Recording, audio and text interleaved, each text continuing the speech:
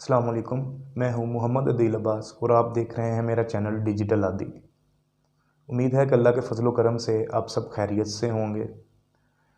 तो आज इस वीडियो को बनाने का मकसद, एक तो पिछली वीडियो में एक क्वेश्चन छोड़ा था जिसमें मैंने ये क्वेश्चन रेज़ किया था कि हमने पाकिस्तान को क्या दिया, उस चीज़ को हम आगे लेके चलेंगे। और दूसरा, मैं एक न्यूज़पेपर पढ़ रहा था जिसमें एक आर्टिकल में एम्फिसाइज़ किया हुआ था पाकिस्तान में डेमोक्रेसी को ग्रास रूट लेवल पे मुस्तहकम करने की ज़रूरत है। तो अगर पहली बात करें कि क्या वजह है कि हमने पाकिस्तान को कुछ नहीं दिया, मेरे नज़दीक इसकी दो रीज़न्स हैं। फ़र्स्ट ऑफ़ ऑल, हमारा एजुकेशन सिस्टम।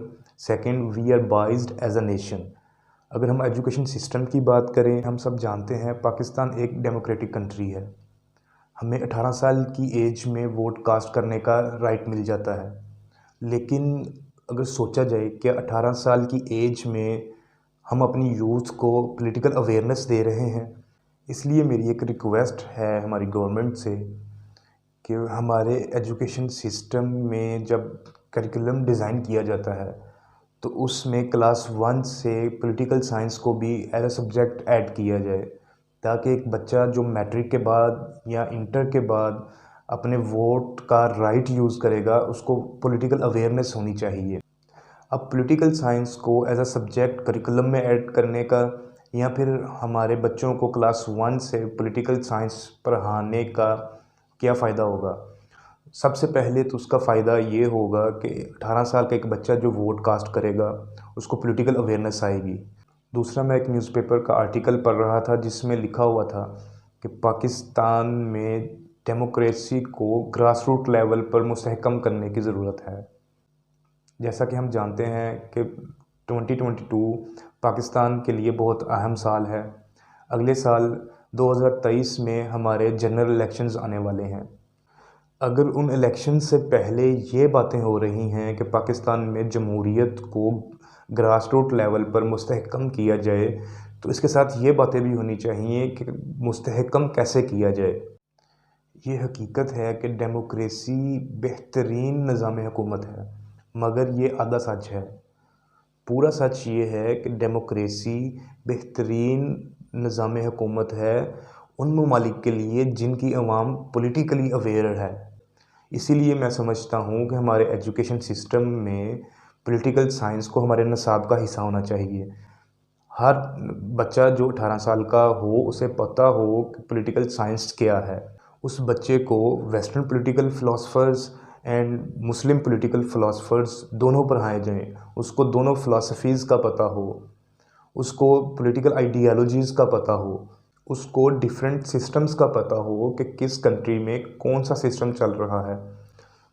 हमें जब कोई कहता है कि चाइना तरक्की कर गया, जापान तरक्की कर गया, यूएसए तरक्की कर गया, या किसी भी मुल्क मलेशिया, टर्की जो इसकी बातें करता है कि वो तरक्की कर गए, हमें भी उन जैसा बनना है, तो हम उसकी बातों को बहुत सीरियसली लेते हैं। हम ये समझते हैं कि जो बंदा ये बातें कर रहा है, वो पाकिस्तान को भी उनके इक्वल खड़ा कर देगा। लेकिन मैं और मेरे जैसे बहुत सारे जो पॉलिटिकल साइंस के स्टूडेंट हैं, वो इन बातों को सीरियस नहीं लेते। उनको पता होता है कि ये सिर्फ बातें करी जा रही हैं।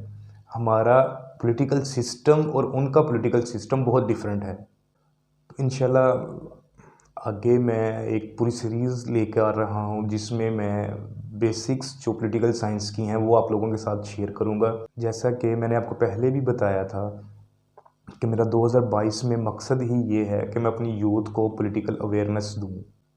ये तो हो गया एजुकेशन सिस्टम।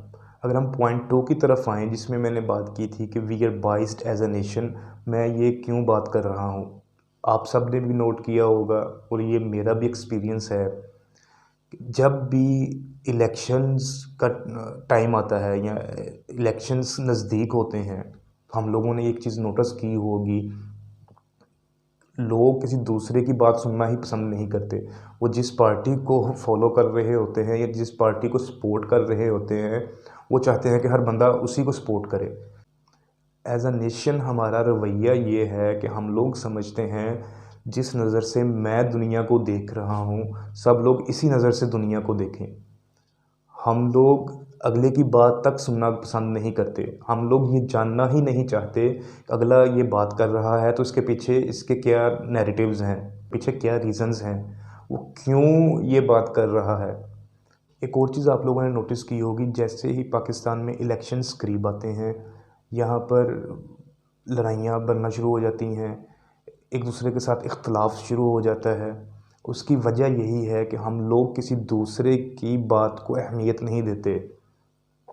हम लोग कहते हैं कि जैसा मैं सोच रहा हूँ वैसा ही तुम सोचो, या जो मैं कह रहा हूँ ये बिल्कुल हकीकत है। और जब इलेक्शन ख़त्म होते हैं, उनके रिज़ल्ट्स हमारी मर्ज़ी के अगेंस्ट आते हैं, या जैसा हम सोच रहे होते हैं वैसे रिज़ल्ट्स नहीं आते, तो हम लोग किसी का कत्ल कर देते हैं। आपने बहुत सारी ऐसी न्यूज़ सुनी होगी, दोस्त ने दोस्त का कत्ल कर दिया, भाई ने भाई का कत्ल कर दिया, सिर्फ़ इस वजह से कि वो इस नज़रिए पर उससे एग्री नहीं करता था। जैसा कि हम जानते हैं कि पाकिस्तान की पॉपुलेशन का 65% यूथ पर मुश्तमिल है। अब यूथ पर ज़्यादा आबादी का होना ये भी एक इंडिकेशन है कि हमारी जो पॉपुलेशन है इसकी मेजॉरिटी एग्रेसिव होगी। तो इसी एग्रेसिवनेस के नतीजे में हम लोग बहुत कुछ कर जाते हैं, और हम लोग ये समझते हैं कि जो मैं कह रहा हूँ यही होना चाहिए या यही हकीकत है। तो मेरे नज़दीक जो एक चीज़ हमको सबसे पहले करनी है वो है हमें लोगों को पॉलिटिकल अवेयरनेस देनी है, ताकि जब 2023 के इलेक्शंस आएँ और लोगों को ये समझ हो कि सारी चीज़ें हमारी मर्ज़ी से नहीं होती। इसीलिए पॉलिटिकल साइंस का स्टूडेंट होने की हैसियत से मेरे पास जो थोड़ा सा पॉलिटिकल साइंस का नॉलेज है वो मैं आप लोगों के साथ शेयर करूँगा। आने वाली वीडियोस में मैं आप लोगों को बेसिक्स पॉलिटिकल साइंस की बताऊंगा। लिहाजा मेरी इस वीडियो को अगर ये आपको पसंद आई है तो लाइक और शेयर कर दें, मेरे चैनल को सब्सक्राइब कर दें, ताकि मेरी हर आने वाली वीडियो बर वक्त आपको मिलती रहे।